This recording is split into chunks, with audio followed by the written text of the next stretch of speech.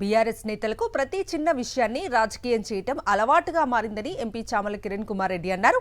రామప్ప గుడి వద్ద ఎవరో ఒకరు అత్యుత్సాహంతో విదేశీయుల కాళ్లు కడిగితే దానికి రాద్ధాంతం చేస్తున్నారని అన్నారు. దీనికి తెలంగాణ మహిళల ఆత్మగౌరవం అంటూ సోనియా గాంధీకి ట్వీట్ చేస్తున్నారంటూ విమర్శించారు.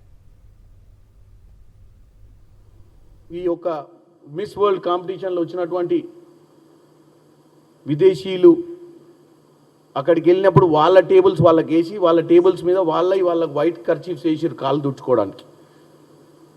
సరే, ఎవరో ఒకరు మన దగ్గర పనిచేసే వాళ్ళు అతి ఉత్సాహంతో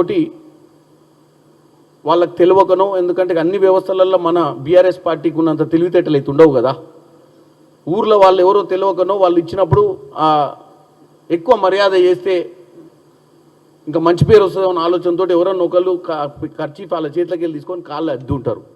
దానికి కూడా ఇప్పుడు అర్జెంటుగా రేవంత్ రెడ్డి గారు సమాధానం చెప్పాల్సిన పరిస్థితి వీళ్ళు ఇప్పుడు క్రియేట్ చేసిరు. దాన్ని ఏం తెలుసా, భారతదేశ వ్యాప్తంగా మహిళలకు విలువలేని మహిళల గురించి మాట్లాడే తెలంగాణలో మహిళా ఆత్మగౌరవం ఏమైపోయిందనే సబ్జెక్ట్ని తీసుకొచ్చి దీన్ని మళ్ళీ ట్యాగింగ్ ఎవరికి చేసిర్రు? సోనియా గాంధీ గారికి.